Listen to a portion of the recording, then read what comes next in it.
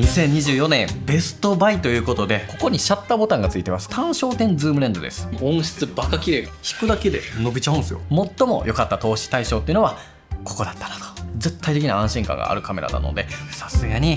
ベストバイでしょう。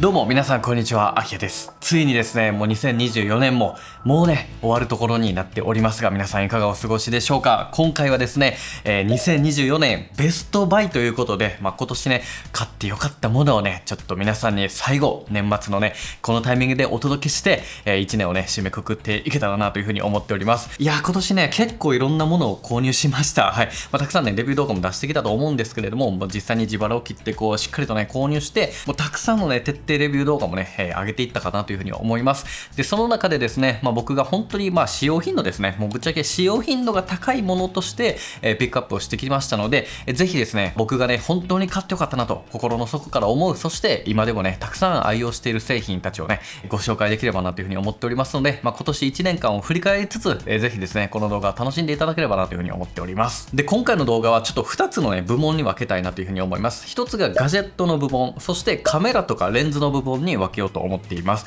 このチャンネルはねもう今となってはもう10万人も超えまして、もうたくさんのね方々に見ていただけてるとは思うんですけれども、このチャンネルをね見ている方でガジェットに興味がある方とカメラとかレンズに興味がある方で結構ねたくさんいろんな方がいらっしゃると思うんですね。なのでちょっと今回はこの2つに分けてそれぞれのねベストバイを発表できればなというふうに思っていますので、まずはそしたらねガジェット部門のね発表からやっていけたらなというふうに思っております。はい、というわけでそれではねガジェット部門のねベストバイを紹介していくんですが、まず1つ目こちらでございます。はい、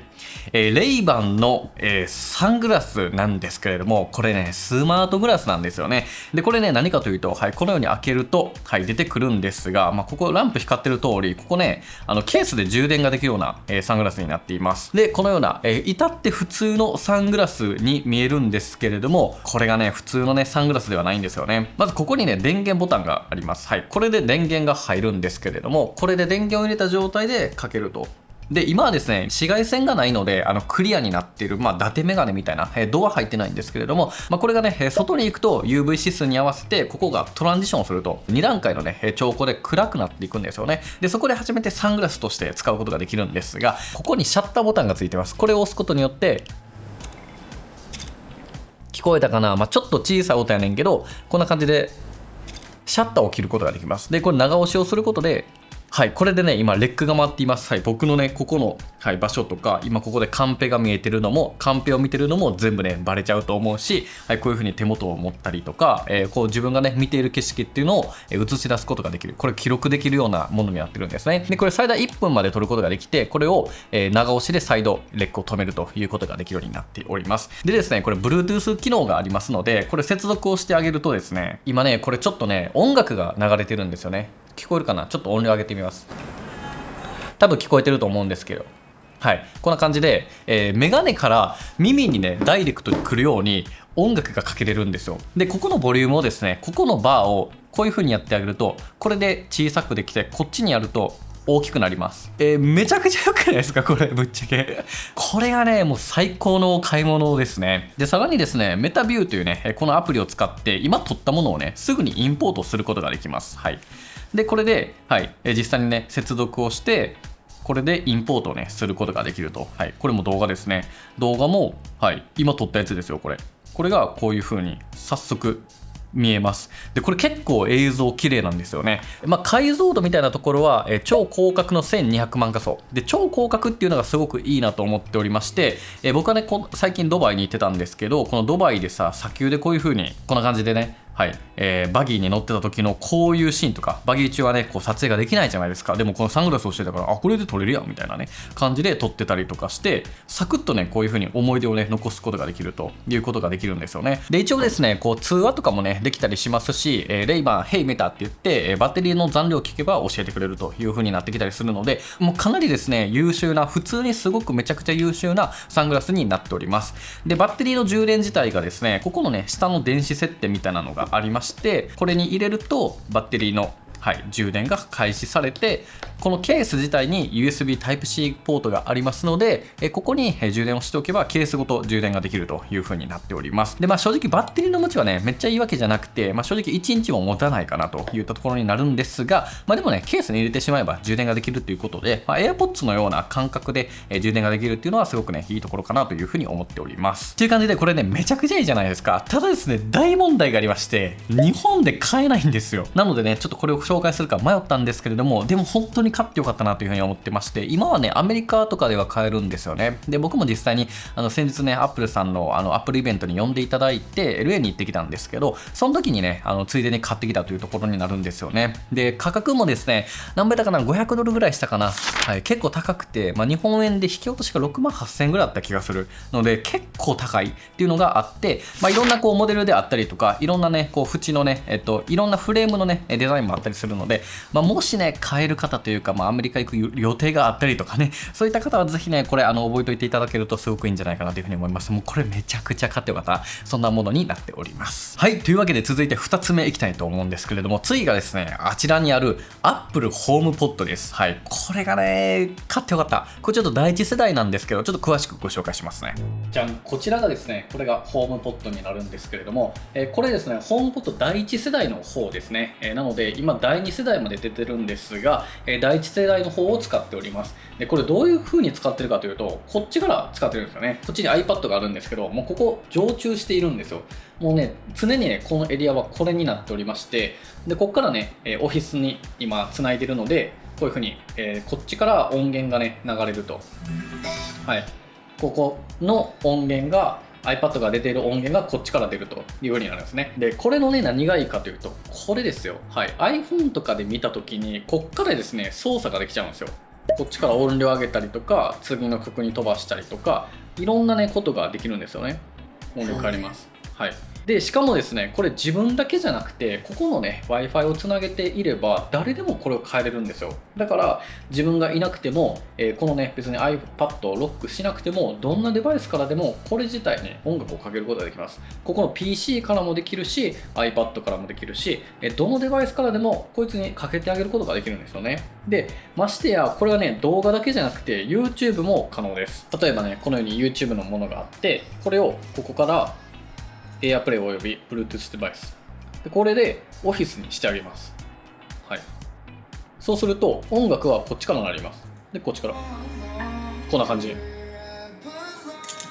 で、音質バカ綺麗から、これゴリンさんやスミの表情が本当に素晴らしくて、とても素敵な写真が。こんな感じで低音もしっかりとなるし、音質はね、とにかくいいんですよね。僕ちょっとこれ中古で買ったんですけれども、はい、新品買えないので、なので全然第2じゃなくて1でもいいと思うし、なんならミニもあるので、はい、ミニとかでもいいんじゃないかなと思います。ホームポット結構いいですよ、おすすめ。はい、というわけで続いて3つ目いきたいと思うんですけれども、次がこちらでございます。はい、結局これですね、 iPhone 16 Pro Max でございます。こちらはデザートチタニウムのね、ものになるんですけれども、いや、これもね、本当に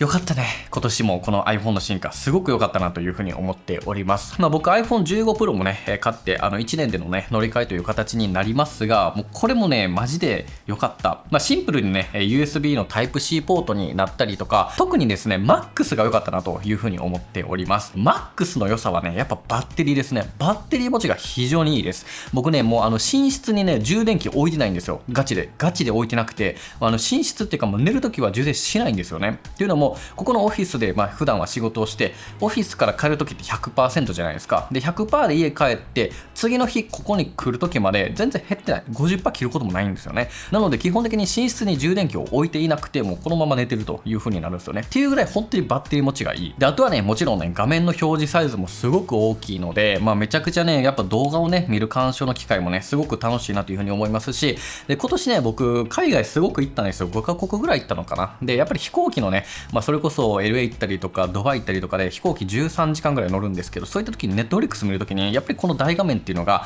めちゃくちゃ助かりましたね。で、その他にも USB-C になってることによって外部マイクに接続をして、もうここでね、直接ボイスレコーダーを使って録音すると、そういったこともね、頻繁にあったりしますし、あとはデータの転送 SSD とね、直接をつなげてデータをね、そのまま読み込ませていくみたいな、そういったこともね、よくやっているので、本当にね、USB-C であるということと、この MAX っていうところでめちゃくくちゃね本当に使い勝手が良くなったなというふうに感じております。でここまでの内容だったら15 Pro Max でもよくないっていうところになると思うんですが、16の僕が本当に良かったなというところはカメラコントロールボタンって言いたいところなんですけど、じゃなくて 4K120 フレームですね。これがねもう本当に素晴らしいです。要はこれは 4K でも超綺麗なスローモーションで撮影ができるという風なものになってるんですね。でこれはログ撮影にも対応してるんですね。 iPhone15 Pro シリーズ、これはプロモデル限定の機能になりますが、ログ撮影に対応していますので、ログ撮影で 4K で 120fps の動画が撮れるというところで、もうこんな感じのめちゃくちゃ綺麗なね映像を超スローで撮影ができると。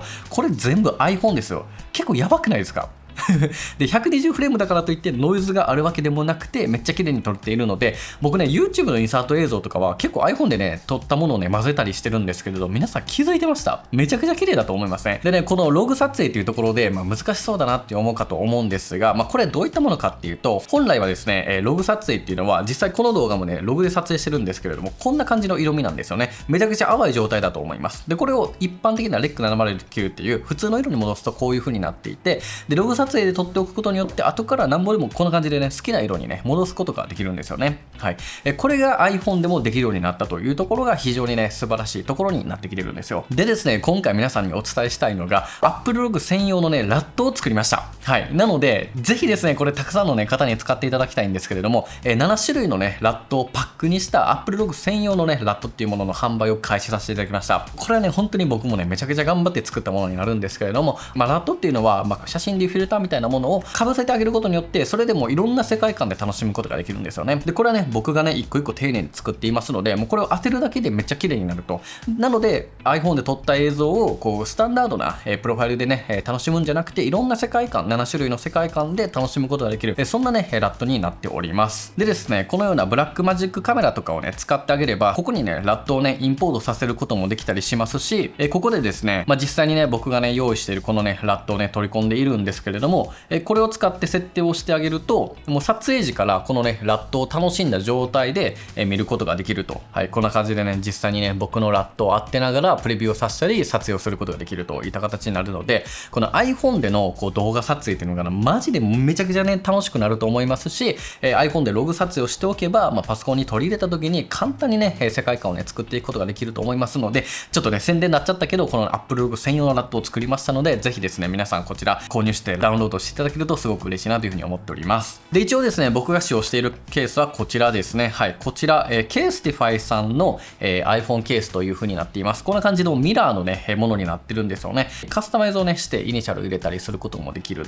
ものになっています。で Casetify さんの、カバーはね結構いろんなこうカスタマイズができることで有名なんですけれども、僕はミラータイプのものを選んでおります。割とねちょっとゴツゴツはしてるというか、結構大きくは見えるんですけれども、結構高級感ありませんか？この銀の縁、シルバーの縁で、横のね側面とかもこんな感じのデザインになってますし、で後ろがミラーで、はい、こんな感じのねデザインという風になっております。でなんでねこれミラーにしてるかというと、やっぱりねもう YouTube めちゃくちゃ撮るんで、ちょっとしたさこう歯になんか詰まってへんかなとかちょっとさ前髪大丈夫かなみたいな感じですごくチェックするときにめっちゃ楽なんですよ。なんか人に会うときとかご飯食べた後歯になんかついてないかなとかあるじゃないですか。そういう時にめちゃくちゃ便利です、マジで。あとはね、パートナーの方とかも前髪のチェックとかね、そういったこうサクッとねこう鏡があるっていうのは結構意外とめっちゃ便利やったりするんですよね。他の方にも喜ばれるっていうところもあったりはするし、何よりもおしゃれじゃないですか、普通にこのデザインが。いろんなケース使ってはいるんだけれども、なんやかんや一番長くつけてるのはこれかなということで、ちょっとねご紹介をさせていただきました。はい、というわけで続いて4つ目いきたいんですけれども、それがこちら Apple Watch Ultra 2のブラックチタニウムのモデルでございますね。はい、こちらですね。これもね本当に買ってよかったです。もうめちゃくちゃ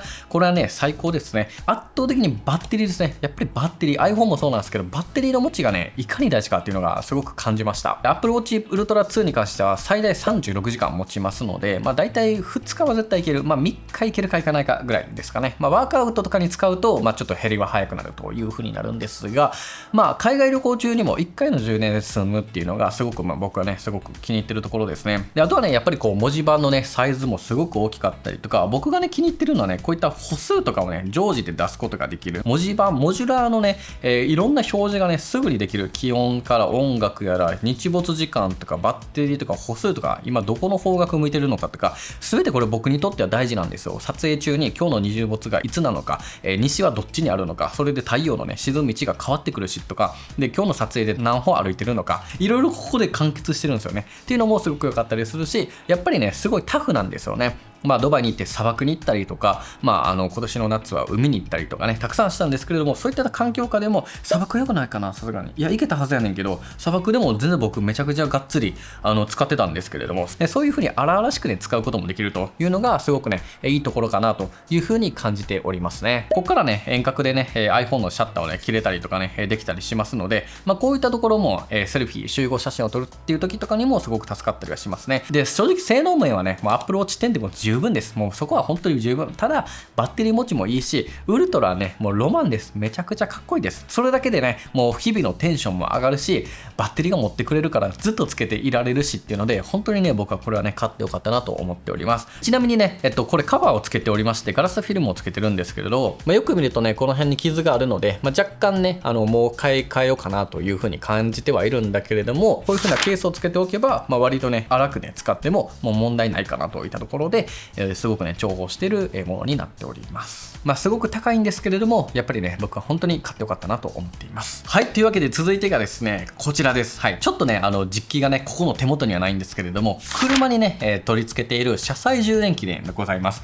ESR さんのもので、このね C2 モデルに関してはちょっとご提供いただいたんですけど、その前のモデルは僕自分で購入して使っていたんですよね。C2 規格っていう充電の速度がより速いものになるんですよね。高速急速充電になるんですけれども、本当にこれ買ってよかったなと思っています。僕去年ランドクルーザーをね購入して78プラドっていうねすごくこうクラシックカーを購入したんですけれども、今はさ iPhone でさ Google マップも見るじゃないですか。で iPhone で音楽もかけてっていうので結構負荷かかりますよね。でそういった中で急速充電をしてあげることによって充電がそれに負けずに溜まっていくというところで、しかもマグセーフで取り外しが可能なのでめちゃくちゃいいんですよね。発熱もね結構やっぱり日光もあるし Google マップと音楽といろいろこうやるとすごく熱くなるじゃないですか携帯って。それが冷ましながらしかも急速充電やってくれるっていうので、マジでこれ買ってよかったっていうか、買ったものを、次世代ものをお送りしていただいてすごく良かったなというふうに思っております。で1個前の方に関しては充電できるんだけどそこまでやっぱ早くなくて正直、そこがねちょっともうちょい早かったなと思ってたんやけど、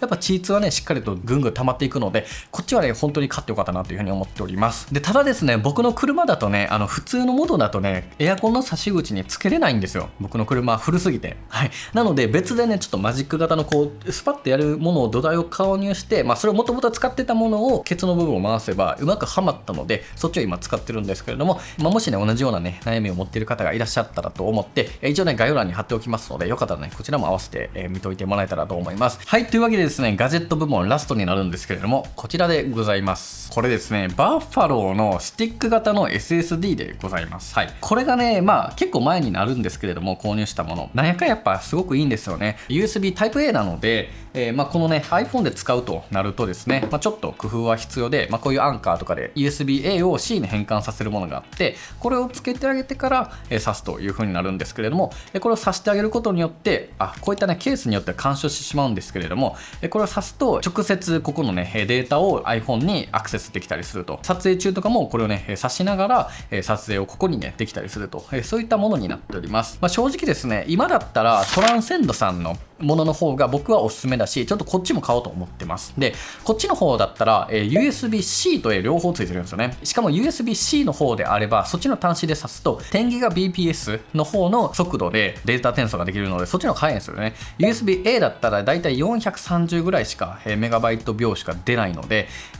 やっぱり C の方が速いんですよ。僕が今買うならそっちだし、ちょっとそっちを買おうと思ってるんですけれども、とはいえこのねスティック型がめっちゃ良かったなというふうに思ってます。そもそもこれはね SSD と呼ばれるデータを保存できる場所ですね。しかも高速なんですよ。ハードディスク HDD とかよりも速くて転送ができるという風になっていて、すごく頑丈で壊れにくいという特徴があるんですね。なのでこういった iPhone とかの容量っていうものってすごい溜まっていくじゃないですか。カメラロールとか、ビデオ動画撮るとめっちゃ溜まっていくのをここに保存しておいたりとかで、そのままこれをパソコンに接続させたりできると、 iPhone からここに入れてここから Windows に行ったりとかね、いろんなこうところに、仲介させてできることができるようになっているものになるんですよ。で、僕がねすごくお気に入りなのが USB-A であるっていうのがすごく気に入ってるんですよね。で A であるっていうことで、今はねドッキングステーションの裏側にこれをぶっ刺したままにしてるんですよ。なので割と定期的に出すんだけれども、そこまで速度はいらないんだよみたいな。例えば書き出した写真ファイルとか書き出した映像データとかでも Mac 本体の容量を圧迫したくないっていう時にここにぶち込んでるんですよね。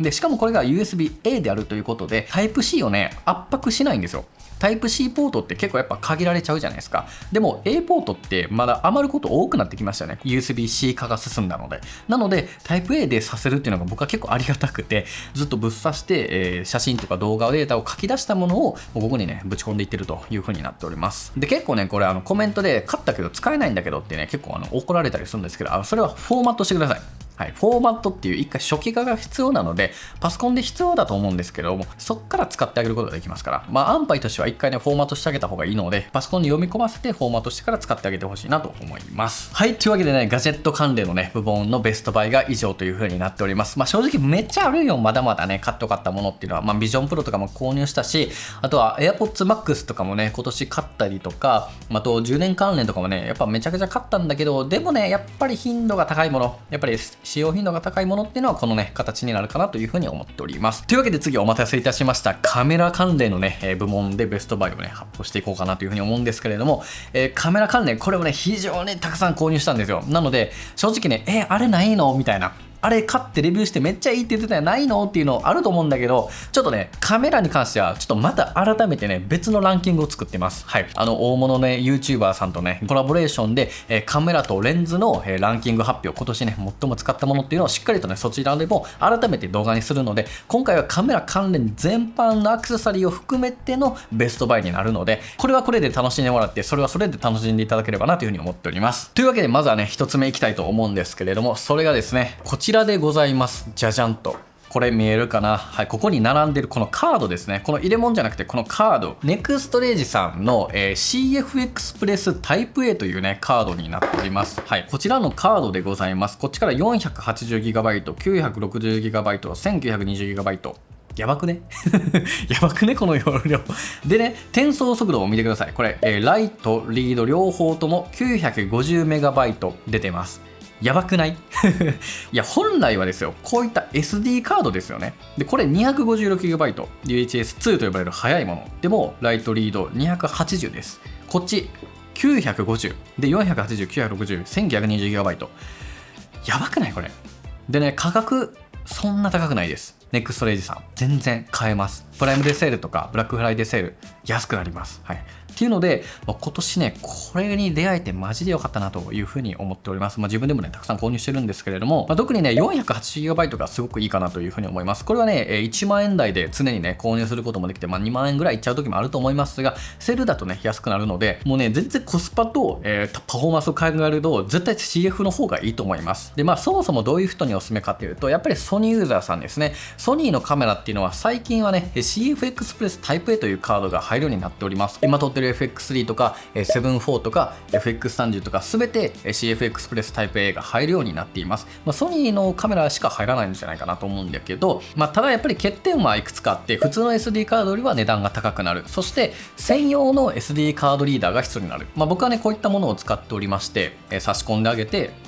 はいで、PC に挿したらそれでね読み込むことができるという風になっています。一応タイプ A もあります。でこれをね使うとみんなマジでびっくりしますよ。もう早すぎて早ーみたいな笑いますよ。なので僕はね本当に動画をたくさん撮るから、もう本当にねこういう速度をね求めるし、容量も求めるというところで、これがねすごく気に入ってるねものになっているんですね。でちなみにねちょっとこれ聞かれそうなんで紹介しておくと、これ PGYTEX さんのカードリーダーになっておりまして、ここからね USB Type-C のケーブルが出てくるんですよ。これでそのままパソコンに挿せるんですけれども、も、これのね良さがね、このようにタイプ A をねなんと挿すことができるんですよ。はい、珍しいねタイプ A に対応したリーダーになっておりますので、こういったところもね非常に使いやすくて、でもちろんフルの SD もさせたりとか、一応マイクロ SD はないんですけれども、ここにね変換するものがあるので、そこで、挿したらいけるという風になっています。で一応なんか SIM ピンも入ってるという感じで、ちょっとこれはね提供品になるんですが、ちょっと面白くて最近ねここで保管していたりはしますね。僕はね本当に CF タイプ A の、カードに出会えたことが今年のね一番良かったんじゃないかなという風に言ってもね過言ではないぐらいすごくねいいものだったなという風に思っております。 SD カードなんてねいくらあっても困らないので、ぜひよかったらねみんなもチェックしてもらえたらと思います。はい、というわけで続いて2つ目いきたいんですけれども、次がこちらでございます。はい、じゃじゃじゃーん。はい、巾着型のカメラバッグですね。これがね、もうめちゃくちゃ良かった。で、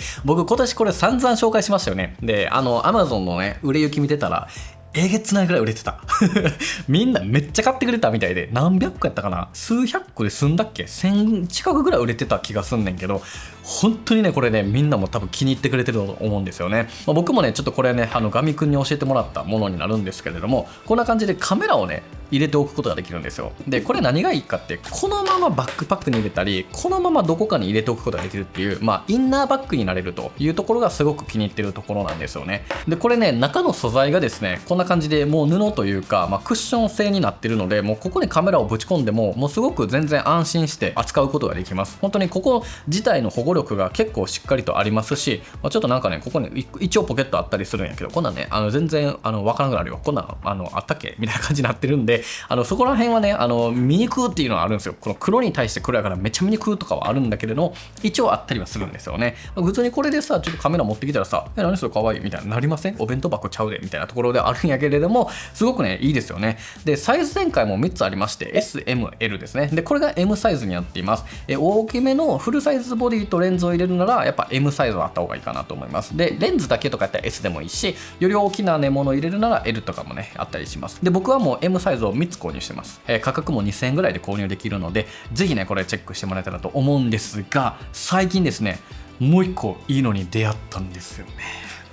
これです。はい、これ PGY テックさんのものになるんですが、これね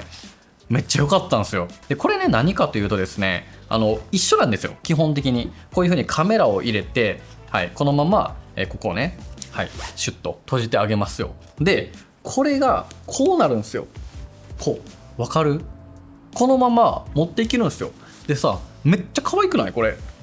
お前またグリーンやんとか言わんといてな。はい、結構色のカラーバリエーションもあるんですよね。はい、でやっぱりね PGY テックさんの商品なんで本当に質感がやっぱりさっきのよりもやっぱね中身はめっちゃいいです。というのもここのパッチン、はい、これ一応ねちゃんとマグネットで閉じることもできるし、ここのねやっぱはいここら辺よね、この辺のこのなんやろなちょっとしたポケットがあるんですよね。なのでカードリーダーとか、はい、ケースとか入れて、ちょっとこれはでかすぎるか、はい、なんでこういったことができたりするし、ちょっとねバッテリーとかもね入れておくポケットもあったりはするっていうので、本当にねこれはすごくいいなというふうに思います。で僕がねめちゃくちゃいいなって思うのが、このバッグ自体のこの肩紐を取ることができるんですよ。ここのカラビナをねこういうふうに取ってあげることができるんですよね。こっちもわかる？もうこれになるんですよ。だからさっきのと同じように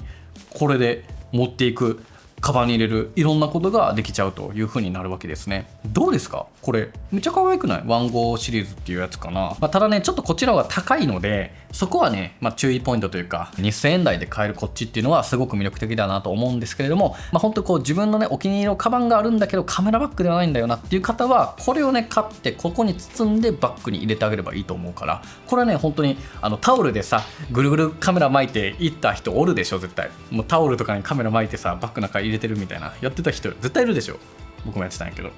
はい、というわけで続いて3つ目いきたいと思います。ちょっと周辺機器が揃っちゃったんですけれども、いよいよ本格的にいきますよ。じゃじゃんとこの子たちです。はい、ででん、ソニーのフルサイズ第3元ズームレンズ。これをね結局もう本当に買ってよかったです。めちゃくちゃ素晴らしいです。これね F2.8 投資っていう、ソニーのもう本当に最高峰のズームレンズなんですよ。でこっちが 24mm70mmF2.8 でこっちが 16mm35mmF2.8 なのでこっちの方が広角側ですね。こっちが標準の望遠になっていますと。で両方ともフィルターサイズは 82mm のフィルターを採用しております。このレンズは2型のレンズになるのでもともと1型の G マスターレンズっていうのは両方ともありました。でそこからかなり軽量化されて写りも描写力も上がった上でここのね小型軽量さを実現したという風なレンズになっています。僕はね FX3 とか α7-4 とかFX6 とかいろんなカメラでこれをね使ってるんですけれども、一言で言うと単焦点ズームレンズです。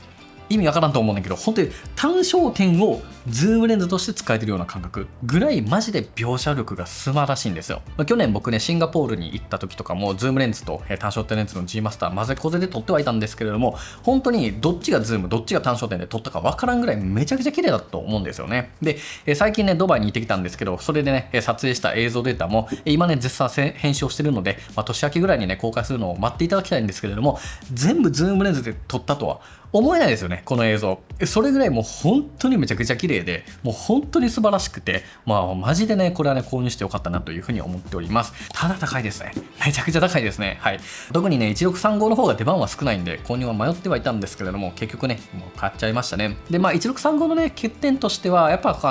ケラですね。ND フィルターとかいろいろつけるとやっぱりね周辺の原稿っていうのがやっぱ出てきてしまう。これはもう仕方ないんですけれども超広角なんで、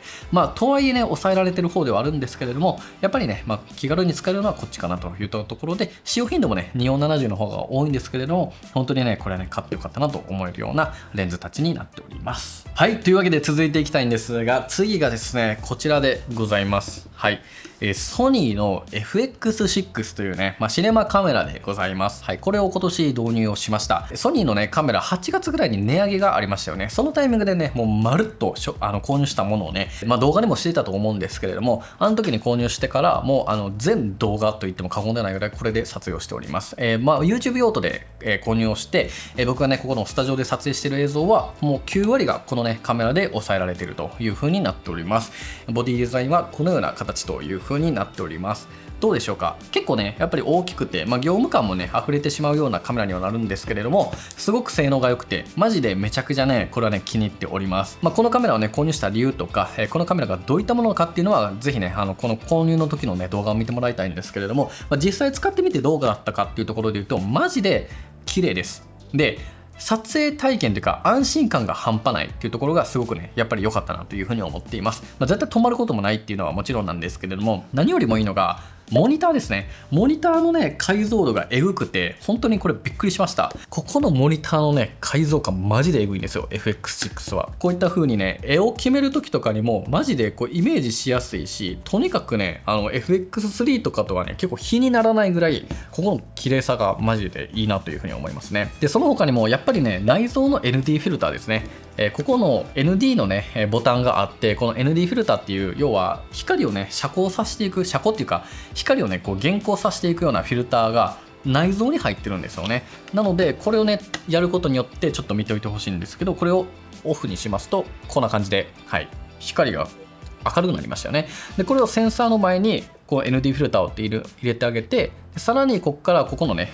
バリアブル ND になるので可変 ND でここを回していくんですよ。ここを回していくことによってよりですね、こんな感じで暗くなったり明るくなったりと、すごくね直感的にね調節が可能という風になっております。で他にもね音声を XLR でここに挿したりとかで XLR を挿しながらデジタル集がねここ残ってるんですよね。もう意味わからんと思うねんだけど、何言ってるかわからんかもしれへんねんけど、要はね今もね XLR を挿してやってるんですけど FX3 だと XLR を挿すとここのデジタル集が埋まっちゃうんですよ。でも6だとここにさらにこれをかませれるんですよね。なので、これだけじゃなくてワイヤレスのねものとかもさせるというところで、かなりですね本当にマイクの音声というのも8ちゃん入ったりとかで、もうめちゃくちゃいろいろね音程があるんですよちょっと難しい話をするとあれなんで置いておきますが、すごくねやっぱこういった僕はね YouTube にもガチで取り組んでるので、本当にこの辺はねすごく良かったなと思っています。で実際に使ってみて良かったところで言うと本当に画質と ND のやっぱ素晴らしさっていうのはマジで身に染みて感じています。はい。どれだけスタジオのね光を強くしても適切なね露出で撮れるっていうので、僕はね ND フィルターをつけたくないので内蔵っていうのがすごくありがたかったりするし、本当にね画質っていうのはもう今までね見ていただいた動画、やっぱり FX6 の方が個人的にはちょっとね質感がいいなというふうに感じてはいるんですよね。っていうのがまずめちゃくちゃ良かったし、あとは SDI とかね、もうデータ転送っていうところもすごくやりやすくて、僕はねマジでそういったところでもすごく気に入ってはいるんですよ。ただですね、ちょっと使ってみてあーっていうところも結構あって、それが色ですね。色が FX3 と結構ちゃうんですよ。コントラストも違うくて、同じラット当てても全然違うんですよね。ここがね、こんなちゃうっけって思った。全然違った。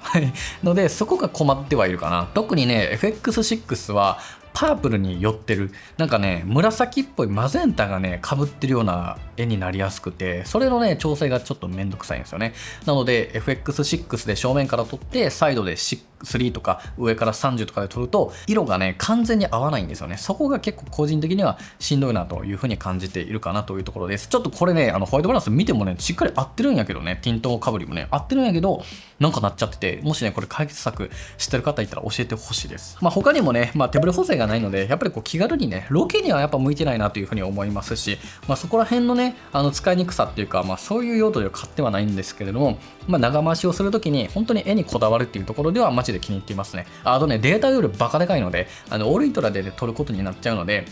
僕は1時間ぐらいね YouTube 動画撮るんですけれども、1時間撮ると 120GB ぐらいはいっちゃうんで、データ保管はマジで大変にはなるので、そこはね覚悟は必要にはなるカメラです。とはいえね、もうずっとこれを置いておけばもう最高の画質で間違いない映像で、ね、撮影することができますし、絶対的な安心感があるカメラなので、僕はねこれを本当に導入してよかったなと思っております。間違いなく今年のベストバイの仲間入りです。はい、というわけでですね、続いていきたいと思います。次がですねこちらでございます。はい、コダックのバックパックです。はい、じゃじゃんと。これねコメントでね何それそんなあるんですかみたいなコメントもたくさんいただいてたんですけれども、いいですよこれ。ただねこれもねごめんなさい、日本だと多分買えないと思います。はい、僕はですねこれ韓国のプサンというところに行った時に、購入したものなんですよね。で韓国だったら買えるはずなんですよ。韓国には、コダックのアパレルブランドみたいなアパレルショップっていうのがあって、服とかカバンとか靴下パンツとかいろんなものが売ってるんですよね。僕これを購入した時に店員さんがね靴下無料で2個くれたりとか、すごくね優しい方で、韓国だとこういったコダックの展開があるんですよね。ソウルだったらトンデムンとソンスにもあるみたいですね。僕はプサンでもあったんで、多分いろいろあると思うんで見てほしいんで、調べてから行ってほしいんですけど、そこで買ったものになっています。まずね、ここの、一番奥のねものを開くとこういう風に PC が入ります。多分これね16インチ入るんじゃないかな、ギリ入ると思うっていうぐらい入って、僕はね、MacBook Pro の14インチをね、入れておりますが、これも入るし、さらにここのね中間のここの引き出しですね、ここを開くとこんな感じのものになっておりまして、ここの上にねポケットがあります。ここに、ガジェットポーチとして、こういう風にSSD とかねこういったものを入れていたりとか、あとはねこっちにもねメッシュのポケットがあるので、こっちにタブレット環境を入れてますね。今僕ちょっと iPad 入れてるんですけど、こんな感じで入れることもできたりしますし、でもうここにねメインのものを入れることができます。それこそねさっきのねこのままの、カメラはこれ自体はカメラバッグではないんですよ。なんですけれどもコダックなんで紹介させていただきますごめん、全然カメラ関係じゃないわ、本当にごめんなさい。はい、でもねいいんですよ。はい、で僕はねここに、このままね、こういう風に入れておくことができます。でこっちにペットボトル入れたりとか、ちょっと三脚とかね、こういった、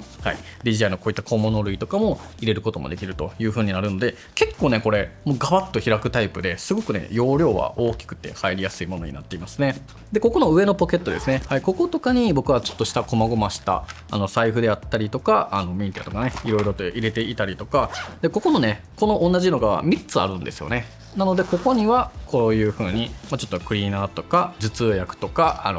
キーケースとかねそういったものを入れていたりとかしておりますね。でちょっと今はもう下にはね何も入れてないんですけど、ちょっとバッテリーとかケーブルとかそういったものも入れておけばいいと思うし、であとはねここにペットボトルホルダーが左右に両方ともあるので、ペットボトルと三脚両方とも一応ね入れることができるという風になっております。はいっていう感じで、どうですかこれ、めちゃくちゃ可愛いですよね。すごくね僕これ買ってよかったなというふうに思っています。値段がねもうちょっと忘れちゃいました。ごめんなさい、ちょっと忘れちゃったんですけど、多分出てたら今ね表記はあると思うんですけれども、はい探しておきます。僕の中で唯一のね欠点としては、キャリーにねさせないんですよ。ここの後ろがねキャリーのさ、わかるハンドルみたいなのあるじゃないですか、スーツケースのあれにカポってねさせないタイプなんですよね。どこにも入れるところがなくて、それができないっていうのが本当にね残念。そこだけ、本当にそこだけできたら完璧やった。なのでねちょっと海外行くときはね、これで行ってるんやけど、それがねできないのが痛いかな。はい、という感じです。ぜひね、韓国行く方はね、コダックのストアに行ってみてください。はい、というわけで、だいぶと終盤になってきました。続いて紹介するのがこちらです。はい、じゃじゃんと。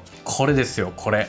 これね、何だと思いますか？もう見たらわかるっていうか、はい、これ一脚なんですよね。で、これのね、すごくいいのがですね、ここにね、レバーがあるんですけれども、これをね、引くだけで伸びちゃうんですよ。やばくね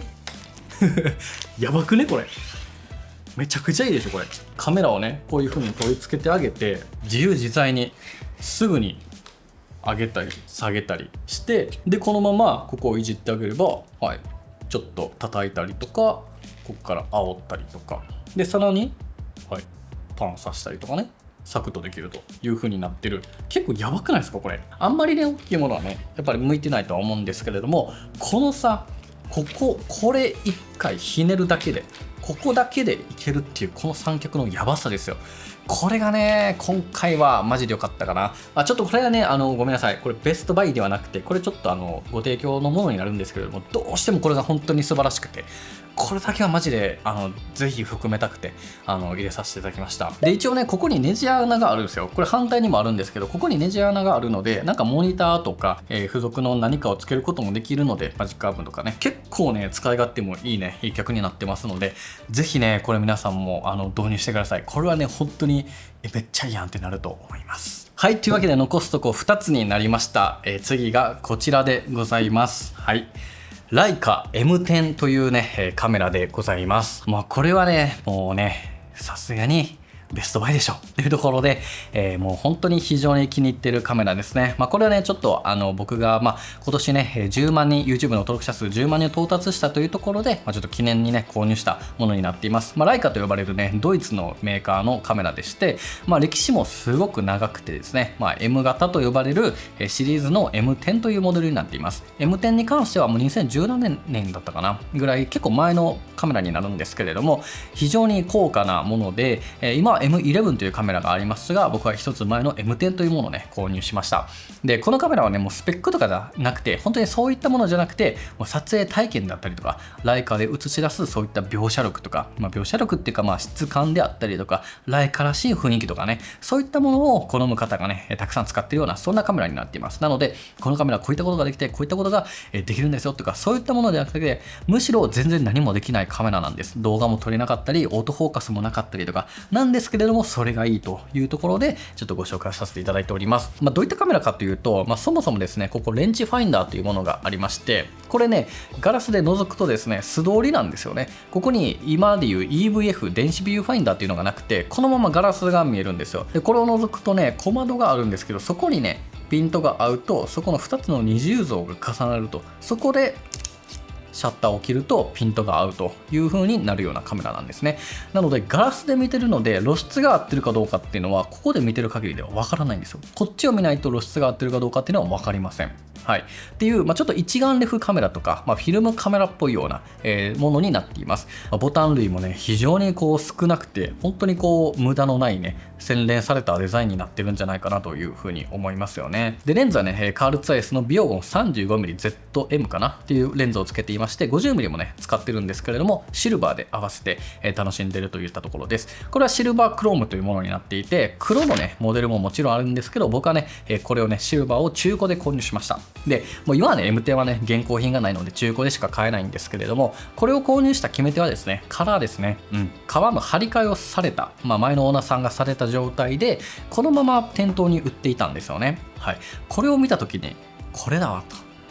もう俺のためにあるなと正直思っちゃいました。緑が好きだし、ライカがねいつか買いたいと思っていたし、しかもシルバーの筐体で緑ですごく大切に、コレクターの方だった僕って全然使っていなかったらしいんですよね。なので非常に綺麗だったんですよね。そのような条件でこれを見た時に、これはねもう買おうと、もう一瞬で一目惚れして決めましたね。でしかもね、それがね店舗に行った時が10万人を迎える直前とかだったかな、とかで、もう運命を感じたようなカメラになっております。すごくねデザインも可愛いんじゃないかなと思います。で撮れた写真に関してはね、たくさんインスタグラムにもねもうすでに載せていますので、ぜひよかったら見に来てくれたら嬉しいです。もう結構ね、なんかやっぱ違うなって感じていただけるんじゃないかなというふうに思いますし、すごくね僕の中ではもう自分が撮るっていうことにフォーカスをしたカメラだなと思っていて、このカメラで自分を撮ってほしいなんて気持ちも一切ないし、自分が写りたいっていうのもなくて、ただ自分が今まで出会った人とか、これから出会っていく人とか、自分がね残しておきたいものっていうのをこれでね抑えていく、そんなね自分にとっては特別なカメラになっております。非常に可愛くて、おしゃれで高級感もあってね、めちゃくちゃいいなというところなんですけど、値段だけは本当に可愛くはなくて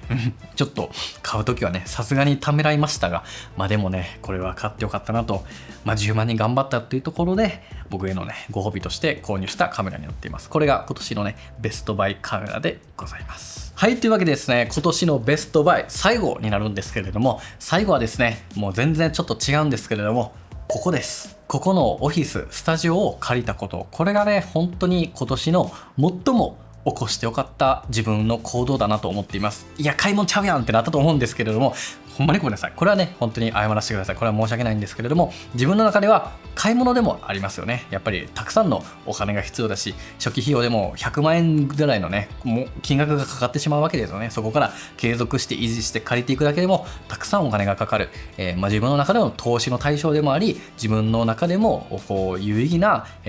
お金を払った価値でもあるねものかなというところで、ここの事務所を借りたっていうのがすごくね今年飛躍していけた理由のね一つになってるなと、間違いなくそう思えるものになっております。ここの事務所のねスタジオツアーっていうのはねもう動画にしていると思いますので、ぜひですねこの動画もね見ていただければすごく嬉しいなというふうに思うんですけれども、決して広くはないんだけれども、本当にこう仕事をね最適化させたりとか、みんなのこうパフォーマンスがね間違いなく出ていくようにしていたりとか、あとはやっぱりねこういった YouTube 活動とかを本当にこう制限なくもう伸び伸びとできるようにというところで、ここをね借りたっていう風な次第になっています。具体的に何がどうつながったかっていうと、やっぱりですね投稿頻度がまずめっちゃ上がったっていうのと、あとは質感がかなり上がったんじゃないかなと思います。ここでねプロダクトを置いて、インサートを撮っていたりとか、そういったインサートシーンがねレビューとかにもたくさん入っていたと思いますし、そのね一個一個の質感であったりとか、ここのスペースがね実験台にもなったりとか、編集のねスペースもね3つ4つありますので、そこからエディットをね分配させて、そこからいろんな人がね同時進行でプロジェクトを進めていくことができたりとか、たくさんのレビュー依頼で届いてくるたくさんのねプロダクトを一括で受け取って、そこから長い期間をかけてレビューをしていくことができる、いろんな面ですごくね恩恵があったかなというふうに感じております。特にね先月のねアップルの、Mac シリーズが出た時ですよね。僕はアメリカに招待していただいて、実際のレポートをしてきて、そこから帰国したら僕よりも先に Mac が届いていたんですよでその Mac M4 シリーズ3つ新製品全てを、1週間わずか5日間かな、5日間でここでねしっかりと取って、比較も全て検証も全てここで行って、でそれをね、自分たちのチームでその限られた時間の中にあれだけの品質でね作ることができた。これはね本当に誇りに思っています。でこれはやっぱりねこういった事務所があるからできたことだと思いますし、本当に自分の中でもねできること、やれること、可能性っていうのがね広がったことにねつながったんじゃないかなというふうに思っております。今年1年振り返ってみると、最も良かった投資対象っていうのはここだったなというふうに思っているといったところです。というわけで皆さん今回の動画いかがだったでしょうか。2024年ベストバイを15個ご紹介をさせていただきました。ちょっとね高価なものもたくさんあったかなというふうに思うんですけれども、自分の中で、たくさん見返した時に使用頻度が高いものをね順に進めさせていただいたところで、このようなね結果というふうになりました。今回紹介したものはね全て概要欄にねリンクを記載しておりますので、ぜひよかったらね見てください。で関連動画紹介していった動画とか、この動画見てくださいねっていうふうになったものも全て関連動画として概要欄に記載しております。いや今年はね1年間で7万人ぐらいのね視聴者さんが新たにね、僕のことをフォローしてくださって、たくさんの方とねつながれた1年かなというふうに思っております。今年はねアメリカ行ったりドバイとか韓国とか、オーストラリアフィリピンとかね5カ国ぐらい行けたので、韓国も4回ぐらい行ったしね、来年もねもっともっとたくさんの国に行ったりとか、いろんなこう経験とか、自分が感じたこと、自分が学んだことっていうのをたくさんね、アップデートをしながらこのね動画という媒体を通して皆さんにねお届けして、皆さんののね何か人生が変わるようなきっかけって言ったらちょっと大げさですけど、何かしらのねこういいインスピレーションが与えれるような相談にね慣れていけたら嬉しいなと思っていますので、ぜひですね、今後も変わらず応援していただけるとすごく嬉しいです。一方でですね、僕が運営しているオンラインコミュニティワンブルームはですね、今年いっぱいで、閉じることになりました。はい、終了することになっております。自分の中でも、たくさんの決断をね、良くも悪くもというか、ワンブルームに関してはね、様々な理由があるんですけれども、ちょっとここでね、簡単に言うことはできないんですけれども、いろんなこうね、決断をしていきました。先日ね、新しくローンチしたビジュアルパークというね、EC サイトをね、リニューアルしたりとか、いろんなこう新しいことをね、していく中で、自分にとってこう、最後にしていく動画、節目としていくことも、たくさんね、今後も出てくるだろうし、今年ね、いろいろと出てきたかなというふうな印象です。2年間というね、短い運営ではあったんですけれども、そのね、コミュニティで出会えた方、たくさんとのね、思い出はすごく大切なものになっていますし、たくさんの方に応援していただけて、たくさんの方にね、入っていただけて、たくさんの方とね、コミュニケーションを取ることができて、僕はね、本当に楽しかったし、嬉しかったし、幸せでした。皆さん本当に入ってくださってありがとうございました。一応ね、チャット自体はね、最後まであるんですけれども、活発的な活動というか、実質的にね、僕がこうしっかりとがっつり運営していくっていうことはね、今年いっぱいで終わるということにはなってしまったんですけれども、またね、入ってくれた方、すでにね、卒業した方も、またどこかでね、お会いできたらすごく嬉しいなというふうに思っております。というわけで、2024年はね、たくさんの決断とね、いろんなこう成長と結果がね、出てきた年でもあったかなというふうに思っております。来年もですね、たくさん飛躍できるように、もっともっとチームとしても会社としても、成長できるように頑張っていきたいと思っておりますので、ぜひとも今後とも応援のほどよろしくお願いいたします。というわけで、最後までご視聴いただきありがとうございました。では、この動画が良かったなといいなというふうに思ってくださった方は、ぜひグッドボタンとチャンネル登録の方よろしくお願いいたします。ではまた次回の動画でお会いしましょう。バイバイ。